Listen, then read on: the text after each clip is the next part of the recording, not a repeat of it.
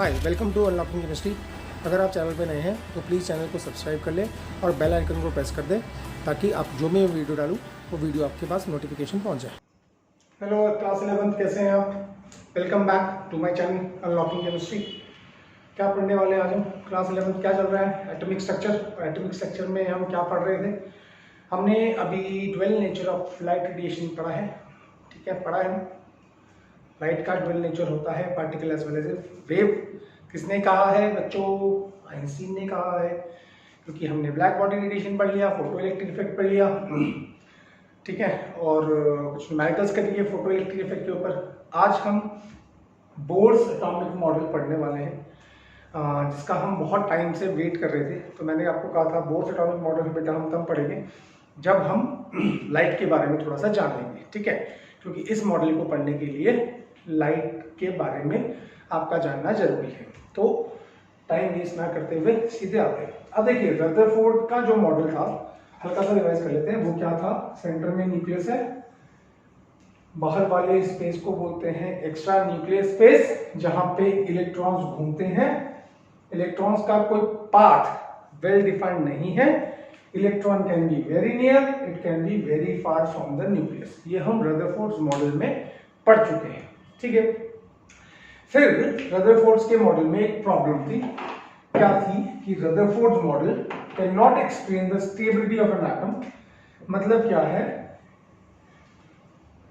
Maxwell ने कहा था कि एक चार्ज्ड बॉडी जब दूसरी चार्ज्ड बॉडी कौन है? इलेक्ट्रॉन। और दूसरी चार्ज बॉडी कौन है? न्यूक्लियस। तो मैक्सवेल ने क्या कहा था कि इलेक्ट्रॉन जब न्यूक्लियस के चारों तरफ घूमेगा तो वो एनर्जी लूज करेगा, उसका पाथ छोटा होता जाएगा और वो फाइनली न्यूक्लियस में जाके मिल जाएगा। तो एटम को स्टेबल नहीं होना चाहिए। तो रदरफोर्ड का मॉडल एटम की स्टेबिलिटी नहीं बता पाता है, ठीक है। तो उसके लिए अब हम क्या पढ़ने वाले हैं? हम पढ़ने वाले हैं क्या? Bohr's model of an atom. ना क्या बोलता है बोर्स मॉडल? तो मैंने कुछ पोस्टुलेट लिखे हुए हैं, जो इजी हैं वो लिखे हुए हैं, ठीक है, और जो मुश्किल है, अब ये मुश्किल है मतलब इसमें काफी सारी मैथमेटिकल चीजें, काफी फॉर्मुलेशंस, काफी सारे न्यूमेरिकल्स करने को मिलेंगे, राइट। तो पहला पोस्टुलेट देखें। पहला postulate, centre of atom is called nucleus. Atom के सेंटर को क्या बोला गया? न्यूक्लियस बोला गया, जिसमें सारा का सारा क्या है? पॉजिटिव चार्ज है, और सारा का सारा क्या है? मास है एटम का, ठीक है। तो न्यूक्लियस कहाँ है? सेंटर में। इसके अंदर कौन है? सारा का सारा पॉजिटिव चार्ज और सारा का सारा मास, ठीक है, ठीक है। अब सेकंड पोस्टुलेट में आइए। वो क्या बोल रहा है कि ये तो समझ में आ गया, ये तो इजी है। Electron revolves around the nucleus in fixed circular paths. Now अब यहां देखिए, रदरफोर्ड ने क्या कहा था? इससे पहले वाले रदरफोर्ड के स्टूडेंट थे नील बोर, ये याद रखना। तो रदरफोर्ड सर ने जो काम किए थे वो नील बोर को मालूम था, ठीक है। हमारे लिए तो दोनों सर है ना। तो सेकंड पोस्टुलेट क्या है? Electron revolves around the nucleus in fixed circular paths. अब बोर ने क्या किया? जो न्यूक्लियस के बाहर जगह थी, जिसको कि हम एक्स्ट्रा न्यूक्लियस स्पेस बोलते हैं, उसको उसने डिवाइड कर दिया छोटे छोटे पाथ्स में, ठीक है। जैसे path first, path second, path third and so on, ठीक है। अब हमने बोला, बोर्ड ने ये बोला कि ये जो पाथ है इनका जो रेडियस होगा न्यूक्लियस से वो फिक्स्ड होगा, उसकी एनर्जी फिक्स्ड होगी, और जब पाथ में इलेक्ट्रॉन घूमेगा तो हर पाथ में इलेक्ट्रॉन की वेलोसिटी भी फिक्स होगी। मतलब हर पाथ की अपनी अपनी वेलोसिटी होगी, वो हम निकालना बाद में सीखेंगे, ठीक है। यानी कि क्या बोला गया? सेकंड पोस्टुलेट क्या है कि न्यूक्लियस के बाहर जो भी जगह है जिसको हम एक्स्ट्रा न्यूक्लियस स्पेस बोलते हैं, बोर ने क्या किया? बोर ने उस एक्स्ट्रा न्यूक्लियस स्पेस को छोटी छोटी लेयर्स में डिवाइड कर दिया, और उन लेयर्स को बोला गया ऑर्बिट्स या शेल्स। क्या बोला गया? ऑर्बिट्स या शेल्स। यानी कि न्यूक्लियस के बाहर जितनी भी जगह है उनको हम बोलेंगे ऑर्बिट्स या शेल्स। यानी कि इलेक्ट्रॉन का, अब इस पोस्टुलेट से बोर ने क्या किया? इलेक्ट्रॉन का distance from the nucleus, electron की velocity in a particular orbit या शेल, और इलेक्ट्रॉन की एनर्जी। उसने बोला ये जो शेल्स आप बना रहे हैं या ऑर्बिट्स आप बना रहे हैं, इनमें जब इलेक्ट्रॉन घूमेगा तो उसकी वेलोसिटी फिक्स रहेगी, उसका डिस्टेंस फिक्स रहेगा और हर शेल की एनर्जी फिक्स है। रेडियस, वेलोसिटी और एनर्जी शेल्स की फिक्स है, शेल्स की फिक्स है। तो जब इलेक्ट्रॉन में घूमेगा तो उसकी भी एनर्जी फिक्स होगी। समझ में आ गई? तो इस पोस्टुलेट से अब इसको थोड़ा सा ध्यान देना पड़ेगा। Bohr try to locate the position of electron. बाद में इसमें भी गड़बड़ होने वाली है, ठीक है। तो इस पोस्टुलेट से बोर क्या करेगा, इलेक्ट्रॉन की पोजीशन को फिक्स कर देगा। यानी कि इलेक्ट्रॉन अगर फर्स्ट शेल में है या फर्स्ट ऑर्बिट में है तो फर्स्ट ऑर्बिट में रहेगा, सेकंड ऑर्बिट में है तो सेकंड में रहेगा, थर्ड में है तो थर्ड ऑर्बिट में रहेगा। और हर ऑर्बिट की एनर्जी फिक्स है तो उसमें घूमने वाले इलेक्ट्रॉन की भी एनर्जी फिक्स है। तो सेकंड पोस्टुलेट मेरे ख्याल से समझ में आ गया होगा, हाँ या ना। अब आते हैं हम अपने थर्ड पोस्टुलेट के ऊपर ना। थर्ड पोस्टुलेट के बाद सारे पोस्टुलेट थोड़े ज्यादा खतरनाक है, इनमें टाइम लगेगा। अब हमने बोला कि भैया आपने बोला फिक्स सर्कुलर पाथ्स है, उनको हमने नाम दिया ऑर्बिट्स। अब वो ऑर्बिट्स है कहां? अब सवाल ये आया कि मैं ऑर्बिट्स कहां बनाऊं। मैंने बोला यहां बनाओ, सपोज ये एटम का साइज है, कहां बनाऊं? यहां बनाओ या बहुत दूर बनाओ? An orbit can be very पास, वेरी क्लोज, और it can be very far. कहां बनाऊं मैं ऑर्बिट? प्रॉब्लम ये है। तो इसके लिए बोर्ड ने हमारा थर्ड पोस्टुलेट दिया, जिसको कि हम बोलते हैं quantization, quantization postulate. Board quantization postulate बोल लो या बोर्ड क्वांटाइजेशन कंडीशन बोल लो। अब बोर्ड ने इसमें क्या बोला कि ऑर्बिट्स जिनको कि आप पाथ बोल रहे हैं, वो पाथ कहां पर होंगे या पाथ कैसे होंगे, ठीक है। तो बोर्ड ने बोला only those orbits are possible where the angular momentum, पहले कंडीशन देख लेते हैं। एंगुलर मोमेंटम को हम एल से नोट करते हैं, is an integral angular momentum where the angular momentum of electron is the integral whole number multiple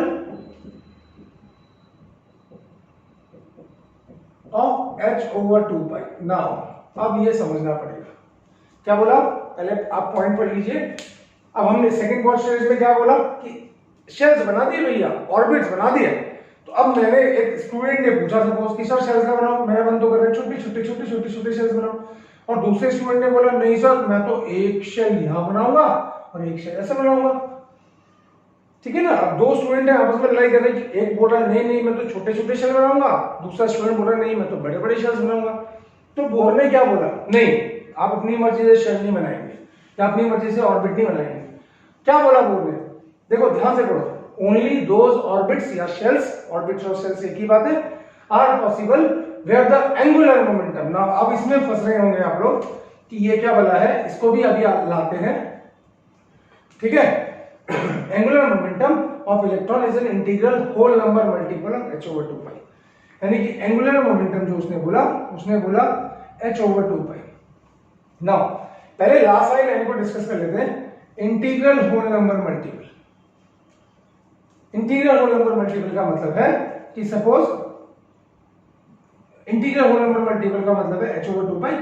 यानी कि इलेक्ट्रॉन सपोज यहां पे घूम रहा है, ये पहला है तो यहां पे हम लिखेंगे L को लिखेंगे 1h over 2 pi। Second shell में और घूम रहा है इलेक्ट्रॉन तो L को लिखेंगे 2h over 2 pi। अगर थर्ड शेल में इलेक्ट्रॉन घूम रहा है तो L is equal to 3h over 2 pi। Fourth shell में घूमेगा तो L की वैल्यू हो जाएगी 4h over 2 pi। मेरी बात समझ में आ रही है? मतलब कहने का मतलब यह है कि यहां पे लिखेंगे हम n, तो n क्या हो जाएगा, n को बोलेंगे n की वैल्यू हो जाएगी 1 2 3 4, ठीक है। और n क्या है, व्हाट इज n, n को हम बोलेंगे n जो है इसको बोलेंगे शेल और ऑर्बिट।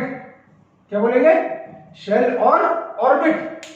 यानी कि फर्स्ट शेल में अगर इलेक्ट्रॉन घूमेगा शेल और ऑर्बिट, यानी कि फर्स्ट शेल में हो। आपने ये दोनों पोस्टुलेट लिख लिए, आपने लिख लिए तो मैं इसको हटा दूं जरा, मुझे जरूरत पड़ेगी अब,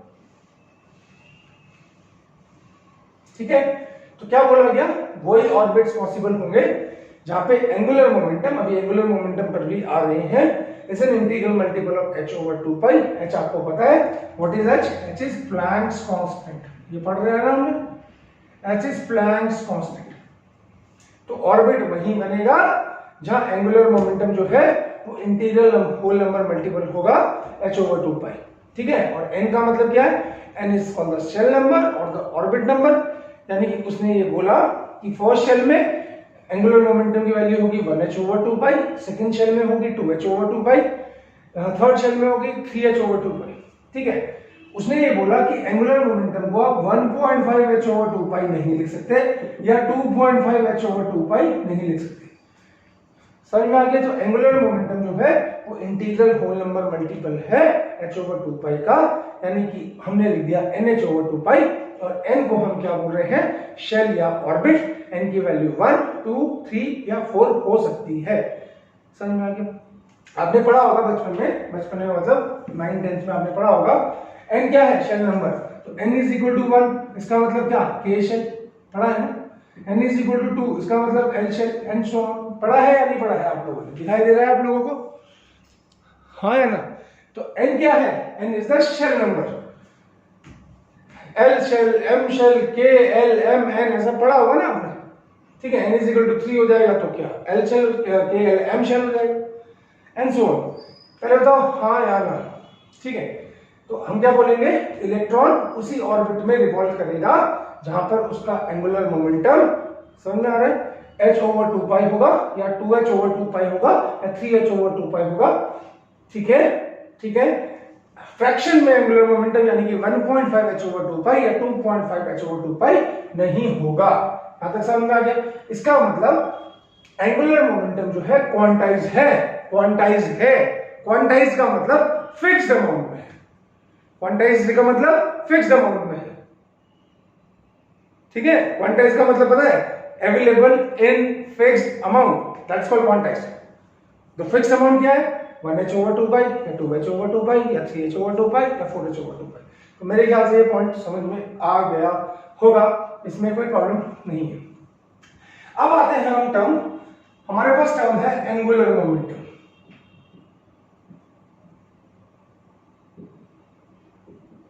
एक होता है लीनियर मोमेंटम, एक होता है एंगुलर मोमेंटम। एंगुलर मोमेंटम को किससे नोट करते हैं? एल से, ठीक है। और एंगुलर मोमेंटम क्या होता है? एंगुलर मोमेंटम को हम बोलते हैं एल, ये वेक्टर क्वांटिटी है पहली बात तो, और यह होता है आर क्रॉस पी। ये पढ़ा है आपने, फिजिक्स में पढ़ा होगा, वेक्टर्स पढ़ लिए होंगे मेरे ख्याल से। तो एंगुलर मोमेंटम को हम लिखते हैं आर क्रॉस पी। आर को बोलते हैं हम डिस्टेंस, डिस्टेंस, और पी को बोलते हैं मोमेंटम। ये पढ़ा है बच्चों आपने? हाँ या ना? ठीक है। तो क्रॉस प्रोडक्ट ऑफ वेक्टर मेरे ख्याल से आपने पढ़ लिया होगा। तो मोमेंटम अब हम क्या बोलेंगे? तो एंगुलर मोमेंटम क्या है? एंगुलर मोमेंटम है आर क्रॉस पी, यानी कि मोमेंटम का मोमेंट। क्या बोला? मोमेंटम का, एक होता है लीनियर मोमेंटम, एक होता है एंगुलर मोमेंटम। तो एंगुलर मोमेंटम को क्या बोलेंगे? मोमेंटम का movement, that is called angular momentum. क्या बोला? मोमेंटम का मूवमेंट। अब हम बोलते हैं कि क्या है। चलो हम आते हैं, सपोज ये इलेक्ट्रॉन है, ये न्यूक्लियस है, ये इलेक्ट्रॉन है, v वेलोसिटी से घूम रहे हैं, चलो v लिख देते हैं, या यहां घूम रहे हैं तो v वेलोसिटी से यहां घूम रहे हैं। सपोज इलेक्ट्रॉन यहां घूम रहे हैं तो v वेलोसिटी से यहां घूम रहे हैं, हाँ या ना? और सपोज इसका न्यूक्लियस से डिस्टेंस r है। क्या है न्यूक्लियस से? न्यूक्लियस से डिस्टेंस इलेक्ट्रॉन का कितना है? r है। और इसका जो मास है, सपोज इसका जो मास है, मास को हम लिख देते हैं मास ऑफ इलेक्ट्रॉन m है, ठीक है। तो इलेक्ट्रॉन है, सर्कुलर पाथ में घूम रहा है, न्यूक्लियस के चारों तरफ घूम रहा है, वेलोसिटी v से घूम रहा है, और इलेक्ट्रॉन का मास m है, ठीक है। हाँ या ना? तो हम क्या लिखेंगे? L angular momentum is equal to क्या? r क्रॉस मोमेंटम को क्या लिखते हैं? Mass into velocity. हाँ या ना? हाँ या ना? Mass into velocity. अब यहां लिखना क्रॉस प्रोडक्ट ऑफ वेक्टर में आपने पढ़ा होगा, क्या पढ़ा होगा? बोलो क्या? बोलो बोलो बोलो। तो वेक्टर के बीच में अगर क्रॉस लगा है तो क्या लगाते हैं? Sine theta. तो हम इसको क्या लिखेंगे? r cross mv sine theta. और साइन थीटा क्या होगा, यहाँ एंगल देखो, आर और बी के बीच में एंगल कौन सा है, आर और बी के बीच में एंगल कौन सा है, 90 डिग्री। यहाँ पे देख लो आर और बी के बीच में एंगल कौन सा है, 90 डिग्री। तो क्या लिखेंगे, आर बी या एम बी आर साइन 90, और साइन 90 कितना होता है 1। तो एल इज इक्वल टू क्या हो जाएगा, mass into velocity into distance, ये हो गया मेरा एंगुलर मोमेंटम। तो अब देखो जो जिसने क्रॉस प्रोडक्ट नहीं पढ़ा तो कोई बात नहीं, कोई प्रॉब्लम नहीं है, एक बार फिर देख लेते हैं, ठीक है। आपको सिर्फ याद रखना है कि एंगुलर मोमेंटम जो होता है mass into velocity into r, r is the distance of the electron from the nucleus. क्या बोला, एंगुलर मोमेंटम एमवीआर होता है, मास इनटू वेलोसिटी को बोलते हैं मोमेंटम, ठीक है, हाँ है ना। और अगर वो सर्कुलर पाथ में घूम रहा है जिसका कि distance from the nucleus r है, तो एंगुलर मोमेंटम हो जाएगा mvr। मेरे ख्याल से यहां तक समझ में आ गया होगा, हाँ या ना। अब मेरे पास क्या होगा, थर्ड पोस्टुलेट क्या बना मेरे पास, थर्ड पोस्टुलेट क्या बना, एंगुलर मोमेंटम क्या था, ये मेरी इक्वेशन नंबर सेकंड, ये मेरी इक्वेशन नंबर फर्स्ट। तो therefore comparing first and second क्या बनेगा मेरे पास, कंपेयरिंग फर्स्ट एंड सेकंड क्या बनेगा, एल की जगह क्या लिखूंगा, mvr is equal to nh over 2 pi, r क्या है, distance of electron from the nucleus, ठीक है, और n क्या है, शेल नंबर, शेल नंबर यानी कि n की वैल्यू क्या होगी 1 2 3 4। तो मेरे ख्याल से ये हमारी पहली इक्वेशन बन गई, ये थर्ड इक्वेशन लिख दी हमने। तो ये हमारी मोस्ट इंपॉर्टेंट इक्वेशन है, mvr is equal to nh over 3 pi 2 pi. तो अब एक बार फिर पोस्टुलेट को क्वांटाइजेशन का मतलब समझना है, available in fixed path, available in fixed amount. तो बोर्ड ने क्या बोला, ऑर्बिट वहीं बनेगा जहां पे इलेक्ट्रॉन का एंगुलर मोमेंटम किसके, फिक्स क्वांटिटी h ओवर 2 पाई के इंटीग्रल होल नंबर मल्टीपल में होगा, और n जो है उसको बोलेंगे शेल या ऑर्बिट, और n की वैल्यू क्या होगी, 1 होगी, 2 होगी, 3 होगी, 4 होगी, पर फ्रैक्शन में नहीं होगी। तो मेरे ख्याल से 3 पॉइंट आपके समझ में आ गए होंगे। Now let's move on to the fourth point. समझ में आया बच्चों, फोर्थ पोस्टुलेट पे आते हैं। फोर्थ पोस्टुलेट क्या है कि बोर ने क्या बोला कि इलेक्ट्रॉन जब न्यूक्लियस के चारों तरफ घूमेगा, ठीक है, क्या करता है इलेक्ट्रॉन, न्यूक्लियस के चारों तरफ घूमता है ना बच्चों, ये तो आपको पता है। ये रहा न्यूक्लियस, सपोज इलेक्ट्रॉन ये घूम रहा है, चलो यहां पर आते हैं इलेक्ट्रॉन, ये रहा न्यूक्लियस, ये रहा इलेक्ट्रॉन का पाथ, इलेक्ट्रॉन न्यूक्लियस के चारों तरफ घूम रहा है, इसका मास है m, उसकी वेलोसिटी है v, इसका डिस्टेंस है r, ठीक है। तो पोस्टुलेट क्या बोलता है, पहले पोस्टुलेट देख लेते हैं। while revolving around the nucleus,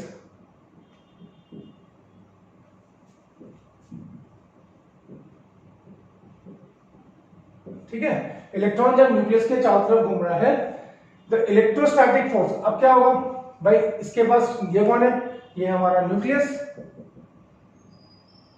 और इसके पास क्या है, ये इसके पास चार्ज कौन सा है, तो यहाँ पे कौन होते हैं, प्रोटॉन्स, प्रोटॉन्स के पास चार्ज कौन सा, पॉजिटिव, ये कौन है, electron.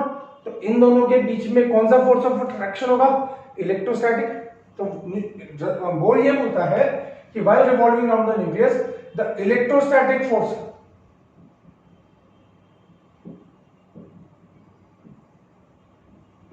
between electron and nucleus, ठीक है, provides the centripetal force।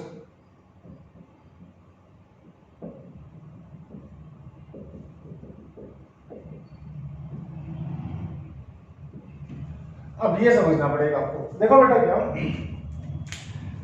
अगर सपोज आप एक सेंटर के चारों तरफ फुल स्पीड में गोल गोल घूम रहे हो, ठीक है, तो आप you always tend to fail outwards, यानी कि आप बाहर की तरफ गिरने की कोशिश करोगे, ठीक है। पर इलेक्ट्रॉन तो न्यूक्लियस के चारों तरफ घूम रहा है, ठीक है, और बोर ने बोला कि वो फिक्स्ड पाथ में घूम रहा है, अभी पढ़ा हमने थोड़ी इससे पहले। तो हमने बोला कि इस इलेक्ट्रॉन पे दो तरह के फोर्स काम कर रहे हैं। पहला, इन दोनों के बीच में जो इलेक्ट्रोस्टैटिक फोर्स है, ये और दूसरा जो उसको गोल गोल घुमा रहा है, ठीक है, उसको बोलेंगे सेंट्रीपिटल फोर्स। अंदर की तरफ लगने वाला फोर्स जो है इन दोनों के बीच में वो इलेक्ट्रोस्टैटिक फोर्स, और जो उसको गोल गोल घुमा रहा है दैट इज सेंट्रीपिटल फोर्स। तो बोर ने क्या बोला कि इलेक्ट्रोस्टैटिक फोर्स जो होगा, मैं इसको यहां साइड में ले लेता हूं क्योंकि यहां पे कैलकुलेशन करनी है। Electrostatic force provides the centripetal force, ठीक है, आया ना, यानी कि जो इलेक्ट्रोस्टैटिक फोर्स है वो प्रोवाइड करेगा सेंट्रीपिटल फोर्स जो इलेक्ट्रॉन को गोल गोल घुमाएगा, ठीक है। अब आप बात करेंगे सर ये इलेक्ट्रोस्टैटिक फोर्स क्या, तो चलो अब हम पहले बात कर लेते हैं कि what is the electrostatic force. Electrostatic force किसके बीच में होगा, इलेक्ट्रॉन और न्यूक्लियस के बीच में। अब देखो ये एक चार्ज बॉडी है, सपोज पॉजिटिव चार्ज है, और ये दूसरी चार्ज बॉडी है सपोज नेगेटिव चार्ज है। इसको मान लेते हैं Q1, इसको मान लेते हैं Q2, और इनके बीच का डिस्टेंस है R। क्या बोला, दो चार्ज है Q1 Q2 and they are separated by a distance R, ठीक है। तो जो इलेक्ट्रोस्टैटिक फोर्स होता है इसको हम क्या लिखते हैं, 1/4 पाई एप्सिलॉन नॉट, ठीक है, Q1 Q2 over R square, और R क्या है, डिस्टेंस। ये होता है इलेक्ट्रोस्टैटिक फोर्स की इक्वेशन। ये फिजिक्स में पढ़ोगे, ठीक है, या पढ़ ली होगी शायद, आपने नहीं पढ़ी तो कोई बात नहीं। ये कांस्टेंट है 1/4 पाई एप्सिलॉन नॉट। इसमें E नॉट जो है इसको परमिटिविटी फैक्टर बोलते हैं, आपके किसी काम का नहीं है, तो no use of going there. ये कांस्टेंट है Q1 Q2 over R square. इसको K से भी नोट करते हैं पूरे 1/4 पाई एप्सिलॉन नॉट को। चलो ये रहने दो, इसको इतना रहने दो। तो Q1 Q2 जो चार्जेस है अपॉन जो डिस्टेंस है उसका स्क्वायर। यहां तक समझ में आ गया। अब इसी को हम लगाते हैं न्यूक्लियस में और इलेक्ट्रॉन में। अब यहां देखना, अब ये न्यूक्लियस है और ये इलेक्ट्रॉन है। इलेक्ट्रॉन के पास चार्ज क्या है, E, ठीक है, इनके बीच का डिस्टेंस है R। तो अब इसके अंदर चार्ज कितना होगा, न्यूक्लियस के अंदर, ये हमारा न्यूक्लियस है। बोलो बच्चों, बोलो बोलो बोलो, न्यूक्लियस के अंदर चार्ज कितना होगा, बोलो बोलो बोलो बच्चों। अब न्यूक्लियस के अंदर क्या होंगे, प्रोटॉन्स होंगे। प्रोटॉन्स को क्या बोलते हैं, नंबर ऑफ प्रोटॉन्स को एटॉमिक नंबर। और हर प्रोटॉन के पास चार्ज कितना होता है, एक प्रोटॉन के पास जितना इलेक्ट्रॉन के पास चार्ज होता है। इलेक्ट्रॉन का चार्ज कितना है, E, तो टोटल प्रोटॉन्स के पास चार्ज कितना होगा, Ze, ठीक है। तो अगर मैं इलेक्ट्रॉन और न्यूक्लियस के बीच में, ये क्या था, ये तो कोई भी दो चार्जेस है, यहां पर हमने क्या लिया था कि कोई भी दो चार्जेस हैं Q1 Q2, उनके बीच में डिस्टेंस अगर R है तो जो electrostatic force of attraction in दोनों के बीच में होगा, रिपल्शन भी हो सकता है पर ऑपोजिट चार्ज है तो अट्रैक्शन होगा, तो वो होगा 1/4 पाई एप्सिलॉन नॉट इन दोनों के चार्ज का प्रोडक्ट अपॉन R स्क्वायर। अब यहां पे न्यूक्लियस और इलेक्ट्रॉन की बात करें तो इलेक्ट्रॉन और न्यूक्लियस में 1/4 पाई, ये तो कांस्टेंट है, ये वैसे ही रहेगा, इनटू Q1 Q2। इलेक्ट्रॉन पे चार्ज कितना है, E, प्रोटॉन पे चार्ज कितना है, Ze, अपॉन क्या होगा, R स्क्वायर। तो इसको क्या लिख सकते हैं, 1/4 pi epsilon not Ze square by R, Ze square upon R square. ये हो गया इलेक्ट्रोस्टैटिक फोर्स ऑफ अट्रैक्शन, ठीक है। ये हमारी होगी इक्वेशन नंबर कितनी होगी अभी तक, चलो आप इसको मान लेते हैं फर्स्ट, ठीक है, हाँ या ना, ये हो गया, ठीक है, इसमें कोई प्रॉब्लम। अब दूसरा आता है हमारे पास, दूसरा क्या है, इलेक्ट्रोस्टैटिक फोर्स था, दूसरा सेंट्रीपिटल फोर्स।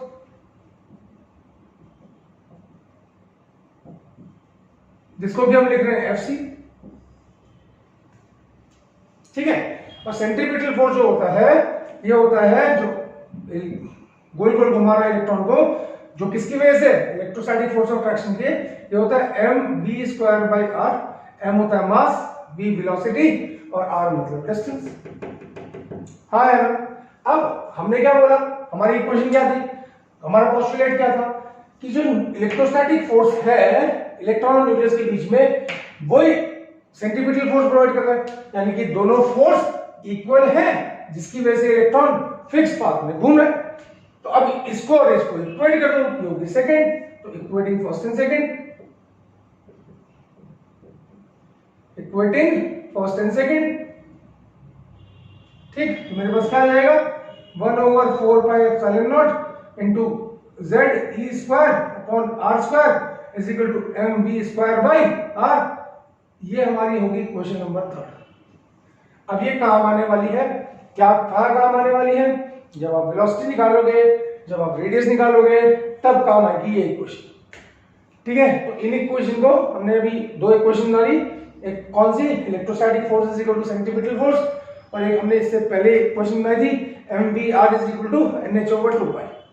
तो मेरे ख्याल से फोर्स पोस्टुलेट आपको समझ में आ गया होगा। अभी इसको यूज करेंगे, ठीक है, while calculating for calculating the radius velocity इस इक्वेशन में यूज किया जाएगा। समझ में आ गया? तो चौथा पॉइंट समझ में आ गया।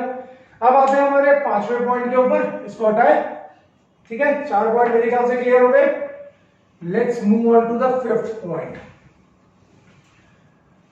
अब देखो क्या होता है। अब चौथा पॉइंट, पांचवा पॉइंट जो है, हमने बोला, रदरफोर्ड ने बोला, पांचवा पॉइंट क्या है?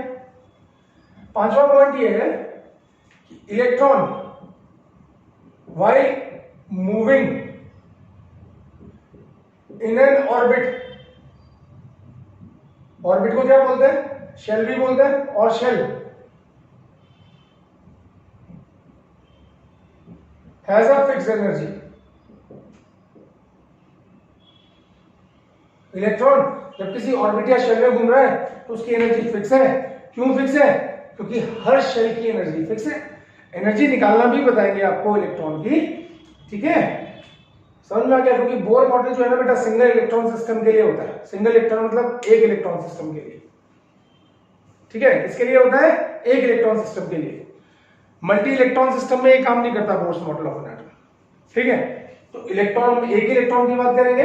इलेक्ट्रॉन जब किसी ऑर्बिट में घूम रहा है या शेल में घूम रहा है तो उसकी एनर्जी फिक्स है, और जब तक आप उससे एनर्जी दोगे या लोगे तब तक वो उसी शेल में घूमता रहेगा, ठीक है। अब हमने बोला भाई, हमने तो पढ़ा है, क्या पढ़ा है कि हाइड्रोजन एटम का स्पेक्ट्रा थोड़ा बहुत पढ़ा है, इससे पहले पढ़ के आ चुके। और स्पेक्ट्रा कब मिलता है? कौन सा स्पेक्ट्रा पढ़ा हमने हाइड्रोजन एटम का? Emission spectra. एमिशन स्पेक्ट्रा में हमने क्या पढ़ा था कि जब हम हाइड्रोजन एटम को हीट करते हैं तो एनर्जी बाहर निकालता है, जिसको हम प्रिज्म के थ्रू पास करते हैं और हमें हाइड्रोजन एटम का स्पेक्ट्रा मिलता है। पढ़ा है आपने? पढ़ा है या नहीं पढ़ा है? जिसको हम बोलते हैं एमिशन स्पेक्ट्रम ऑफ हाइड्रोजन। अब लास्ट पॉइंट हमारा क्या बोलता है? उसने बोला स्पेक्ट्रा यानी कि radiation energy. Spectra of an atom और radiation energy is emitted when an electron drops from higher energy level, इसको मैं बोल रहा हूं E2, to lower energy level,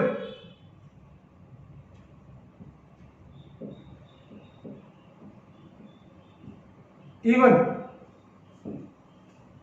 ठीक है, हो गया। एंड द एनर्जी और फ्रीक्वेंसी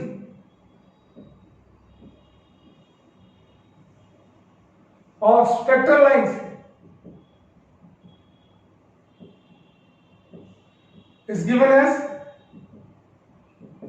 अब तक उसने क्या बोला? पहले पॉइंट को समझो। स्पेक्ट्रा या रेडिएशन एनर्जी की बात कर रहे हैं। स्पेक्ट्रा कब मिलता है? जब हम किसी एटम से एनर्जी बाहर निकलवाएं और उसको प्रिज्म के थ्रू पास करें। भाई सपोज ये H एटम है, ठीक है, ये अगर एनर्जी बाहर निकालेगा और इसको हम प्रिज्म के थ्रू पास करेंगे तो हमें यहाँ हमारे फोटोग्राफिक फिल्म मिलेगी, तो हम बोलेंगे हाइड्रोजन एटम का स्पेक्ट्रा मिल गया, ठीक है, ऐसा समझ में आ गया। तो उसने क्या बोला? उसने बोला कि अब हाइड्रोजन एटम के अंदर आप ऑर्बिट्स की बात कर लो। हाइड्रोजन एटम ये रहा, अब हाइड्रोजन एटम का इलेक्ट्रॉन कहां होगा? फर्स्ट शेल में, ठीक है। अब जो भी आप उसको एनर्जी दोगे, इसकी वजह से या तो सेकंड शेल में आ सकता है, या थर्ड शेल में आ सकता है, या फोर्थ शेल में आ सकता है, या फिफ्थ शेल में आ सकता है, ठीक है। वहां पर वो सिर्फ कितनी देर के लिए रहेगा? 10⁻⁻⁶ सेकंड के लिए। तो जब वो एक्साइट हो रहा है, क्या हो रहा है? एक्साइट, लोअर एनर्जी से हाई एनर्जी में जा रहा है, इसको हम बोलते हैं N1। और हाई एनर्जी सपोज वो यहां पे गया इस शेल में क्या, यहाँ पे बोलेंगे N2, इसकी एनर्जी होगी E1 और इसकी एनर्जी होगी E2। तो एक्साइट हुआ, ऊपर गया, पर वहां पे क्या होगा, वो अनस्टेबल। क्या होगा बच्चों, अनस्टेबल। और जब वो वापस अपनी ग्राउंड स्टेट में आएगा तो वो एनर्जी एमिट करेगा। जितनी एनर्जी, और बोर ने बोला जितनी एनर्जी उसने एक्साइटेशन में गेन की थी, उतनी ही एनर्जी जब वो वापस अपने ग्राउंड स्टेट में आएगा उतनी ही एनर्जी बाहर निकालेगा। तो कितनी एनर्जी बाहर निकाली, उस बोर ने बोला डेल्टा ई। और डेल्टा ई क्या होगा, E2 minus E1 is equal to h nu या hc ओवर लैम्डा। ठीक है, E2 क्या है, E2 है हायर एनर्जी लेवल,